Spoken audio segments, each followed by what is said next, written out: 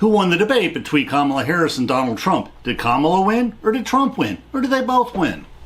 Kamala did win to the extent that most people think of it as the Harris-Trump debate rather than Trump-Harris debate, as she controlled the perceptions of the debate from the moment she walked across the stage, surprising Trump by shaking his hand. For once, it was not all about Trump. After she said everyone should watch one of Trump's rallies and notice how many people leave early out of exhaustion and boredom, Trump lit up, claiming she had to pay people to attend her rallies, which are packed with excitement, and that Haitian immigrants are eating all the DAWGS in Springfield, Ohio. Now, in an unfinished love story, former JFK and LBJ staff members Richard Goodwin and his wife Doris reminisced about the Kennedy-Nixon debates. Who won the Nixon-Kennedy debates? The first time presidential candidates debated live publicly on television. Those who listened on the radio concluded that Nixon won the debates. But those watching on television thought that the well-rested, confident, youthful, debonair Kennedy clearly won the debate, upstaging the experienced Vice President Nixon. Like JFK so many years before, Kamala Harris and her staff were aware of how critically important this debate was, and they were prepared. Now, was Joe Biden prepared for his debate? We suspect he was too busy with his presidential tasks to adequately prepare, although he could have been over-prepared. But everyone knows that he lost the debate. Biden has been struggling against a stutter all his life, with great success. But that means that his public speaking has always been challenging to him, and he could never equal Obama's performance, nor Kamala's recent debate victory. All of us lose executive functioning. All of us are slower to think on our feet as we grow older, including both Biden and Trump. Now, many pundits claim that Trump had not prepared for these debates.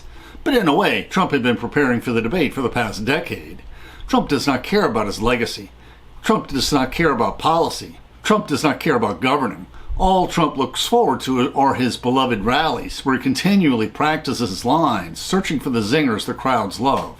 As John Bolton observed, Trump only cares about his ratings and his upcoming re-election campaigns.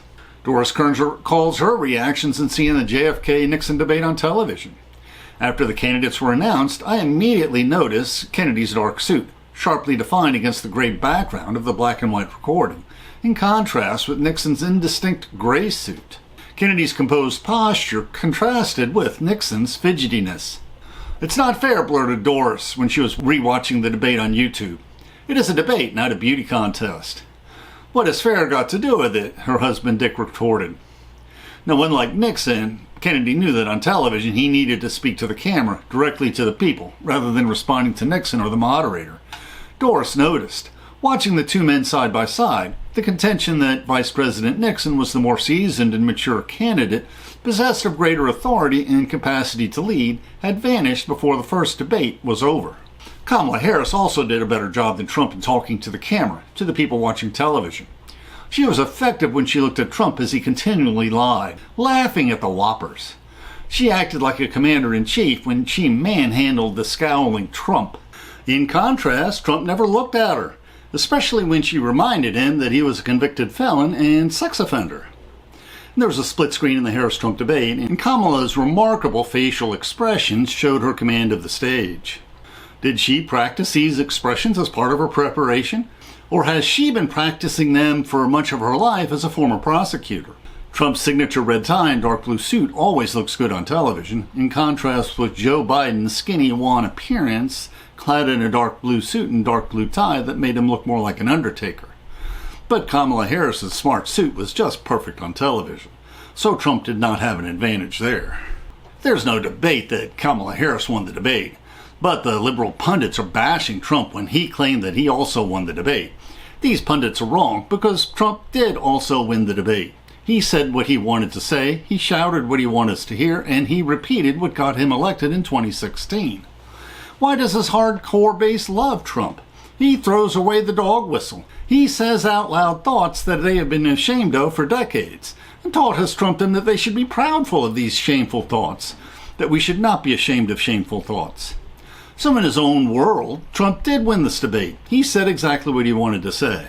He wants to bring out the worst in us, and he wants to successfully seed chaos. Just compare what he said when he announced his candidacy when going down the escalator in Trump Tower in 2015 to his infamous quote in the presidential debate. Trump, 2015. When Mexico sends its people, they're not sending their best. They're sending people that have lots of problems. And they're bringing these problems with them. They're bringing drugs. They're bringing crime. They're rapists. And some, I assume, are good people. And Trump in 2024.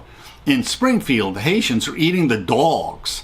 The people that came in, they're eating the cats. They're eating the pets of the people that live there. And that is what's happening in our country. And it's a shame. What's the difference?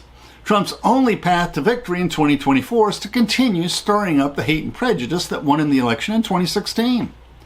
Is Trump radicalizing more independent voters, dragging them into his base?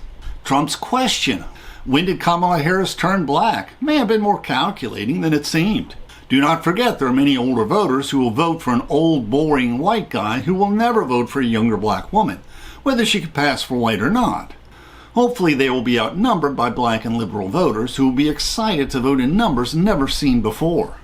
Do not forget that half the country lives in the news bubble dominated by right-wing nut media, including Fox News, Newsmax, Breitbart, Steve Bannon's podcast, thankfully he's in prison at the moment, and Alex Jones that lie with abandon. The past was not that long ago. If you care about our democracy, you must vote. Democracy must be guarded and cherished. Democracy is not inevitable. We are living through the last throes of the Civil War, the struggle for civil rights, and democracy must win. Black voters must turn out in record numbers. Black voters needed to be reminded that their ancestors risked their lives, their jobs, their livelihoods, their homes, and their churches when they registered to vote and voted during Reconstruction in the early civil rights era. And we must not forget that the nation permitted the South to re-enslave the former slaves in the Jim Crow system when they threatened to restart the Civil War in the 1876 presidential election, or how Martin Luther King compared black sufferings to the Holocaust in his letter from a Birmingham jail, or how whites threatened the lives of black children to stop the desegregation of schools, or how over 10,000 blacks were lynched without any shred of due process during the Jim Crow years. We must not forget what our founding fathers said about the need to nourish democracy in the early years of our republic. When Benjamin Franklin was asked soon after the Constitutional Convention whether we have a republic or a monarchy, he answered, "A republic if you can keep it." And Thomas Jefferson reminded us that the government you elect is the government you deserve. Now our commentary on the content of the Biden-Trump debate remains relevant. If this had been a high school debate, he would have won handily for superior logic and content. But as the Kerns have shared, presidential debates are not about content. They are about apparent substance. They are about perception. We also compare the Kerns' recollections when LBJ announced that he would not accept the Democratic nomination to run for re-election in 1968, with Biden's decision to step down as the Democratic candidate, clearing the way for Kamala Harris to become the party standard bearer. Now we'll discuss the source we use for this video. Doris Kearns shares how her husband Richard Goodwin, JFK's speechwriter, remembered the Kennedy-Nixon debates. We discuss this source more thoroughly in our reflections on the JFK and LBJ presidencies. We have other reflections based on Doris Kearns Goodwin's An Unfinished Love Story on the momentous decades of the 60s that defined her and her husband's careers. This was a delightful book to read, as was her biography of LBJ, and I would recommend all of Doris Kearns Goodwin's history books, and we've reviewed several of them. The YouTube description includes a link to our PowerPoint script that we uploaded to SlideShare and also our blog. Please support this channel by sharing this video with your friends and by clicking on the like and subscribe buttons and by clicking on the Amazon links to purchase any of the books we discussed, which will earn us a very small affiliate commission.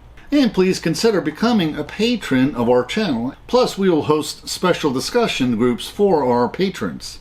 Plus, you can click on the Meetup or small M icon to participate in our online discussions, where we practice our future YouTube scripts. And please click on the links for other videos that will broaden your knowledge and improve your soul.